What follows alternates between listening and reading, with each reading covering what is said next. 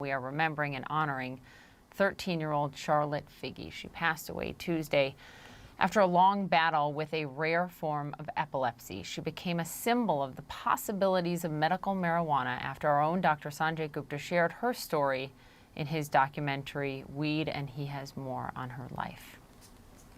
For the last 20 years, I have straddled the world of medicine and journalism. And in both professions, I'm always reminded, stay objective, do your best work, but don't get too close. But with little Charlotte Figi, that was impossible. She just had this way about her, that smile, that giggle, that just got you and captured your heart. You remember me? That was June 2019, the last time I saw Charlotte. Oh, wait, and she was doing great. Well, looking pretty good, sweetheart. I can't imagine back then, imagine she'd be 12 years old and seeing her at 12 years old and what that would look like. She was dying. Really well. When I first met Charlotte, it was 2013, for our first film on medical marijuana called Weed. Pitter-patter, pitter-pat, tiptoe, creep crawls in the cave. We had heard about this amazing 6-year-old from Colorado who had a rare form of epilepsy. She had a seizure every 30 minutes, every one potentially fatal. No treatment had worked. And then one day, desperate, her parents gave her a non-psychoactive ingredient from the cannabis plant called cannabidiol, or CBD. This is Charlotte's web. She didn't have a seizure that day. And then she didn't have a seizure that night. Did you sit there and get your watch? Right, I thought, this is crazy. And it was at that moment people started to see that marijuana, which had been considered dangerous, could also be a therapy. She changed my mind and opened my eyes to the possibility that this was a legitimate medicine. And in the process, she changed the world. Probably the most important thing I'll ever do was to help my own child and then share that information and help others. Charlotte Figi was the entire CBD movement wrapped up into a sweet little girl with a big smile and an even bigger heart. Her story changed policy about cannabis. States were inspired by the story of Charlotte Figi and made CBD more accessible around the United States to treat epilepsy. And in turn, scientists around the world wanted to study Charlotte's special CBD oil, research that before Charlotte, no one really seemed that interested in doing. I was begging researchers and physicians to work with us and help us understand the phenomenon that we were seeing, and they absolutely wouldn't even talk to us. We were laughed out of rooms. Now they beg to research our product.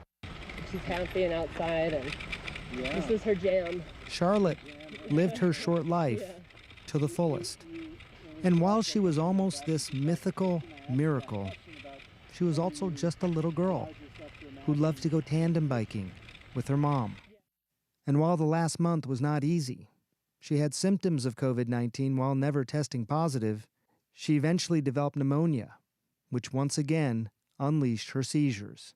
Her mother, Paige, says Charlotte was still smiling and happy until the very end, when a seizure became more than her fragile little body could handle.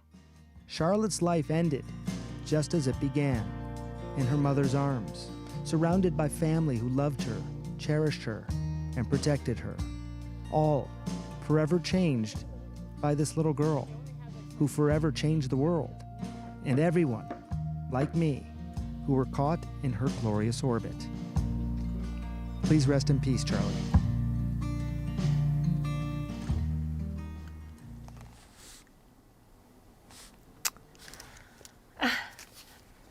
Can you just tell us a little bit more about her and the impact that I'm sorry, Sanjay, and the impact that she had on the world?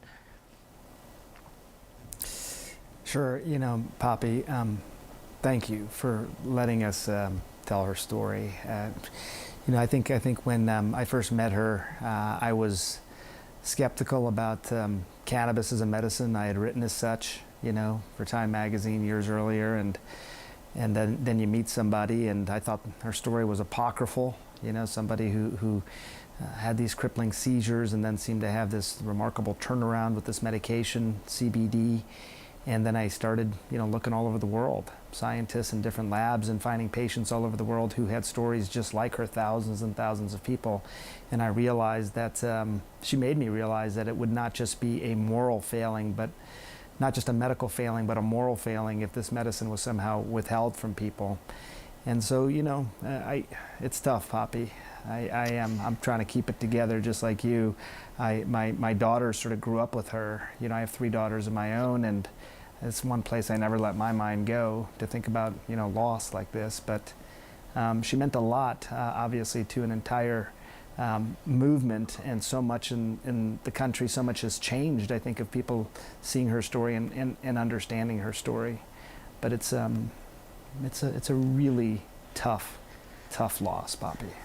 Yeah, you said it so beautifully, her beautiful orbit. So, Sanjay, sorry, I didn't know it'd make me cry, but thank you for that, and just for what you've done through this whole crisis, for all of these stories that you're humanizing for us. We appreciate you very much, and we'll be right back. Thank you, Poppy.